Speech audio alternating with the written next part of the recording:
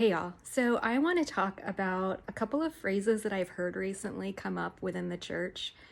And these are old phrases that I've heard like growing up that I just feel like don't make sense for us to be communicating as people who believe in Jesus and in the love of Jesus. And so the first phrase that I want to talk about is Christianity is countercultural. And like I get that it maybe people are going for like, oh, this is supposed to be like some edgy thing, like Christianity's cool, or like maybe for people who feel like really jaded by some of this stuff happening in society today, maybe they're like trying to reach those people.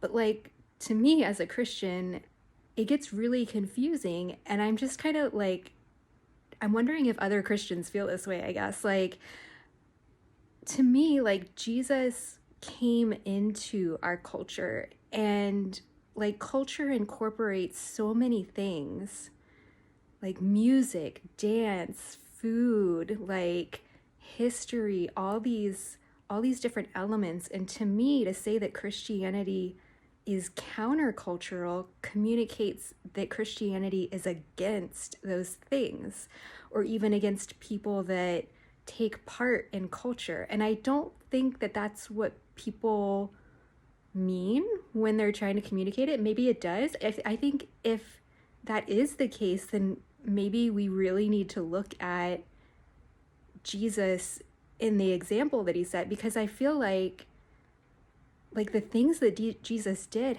happened in the context of their culture. And if we separate that, there's no meaning to what Jesus did. And just like meaning in our lives is derived from culture in our present time. And I think that the beauty of Christianity and the beauty of loving people is that we get to love people in the present moment. And so I guess my concern is that for people who might not know Jesus and they come across these messages saying Christianity is countercultural, I feel like that could be really offensive. And I think some Christians intentionally try to be offensive. And I don't think that that's necessarily the best way to go about it. Like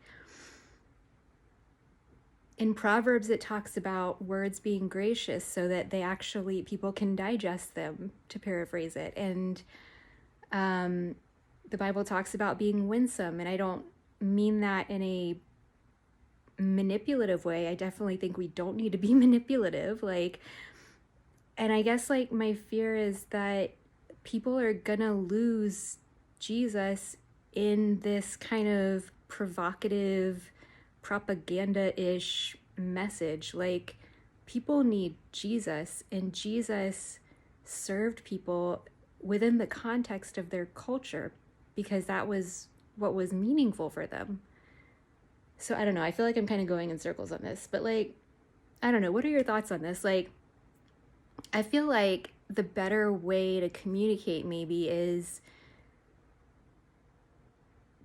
to communicate maybe one-on-one and to take into consideration that people have different circumstances, different situations that they're in, and that culture can actually be a really good thing. We can't do anything outside of culture. Like we couldn't worship if without culture. Like I don't know, it just baffles me. So this is kind of a rant, but also just like I feel like it's really important for us to talk about these things, because if I am confused as a Christian who's been somebody that's been in the church for, around 30 years, then what must people who don't understand church language think?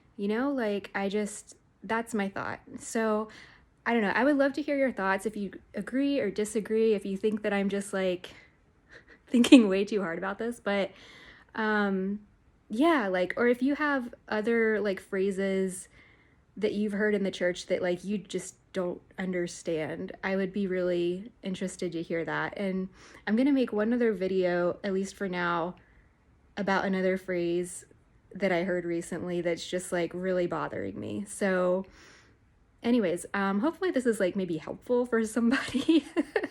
Maybe they feel less alone in their situation of like feeling kind of isolated even within their subculture. I don't even know. But yeah, thanks for listening, and I look forward to your thoughts.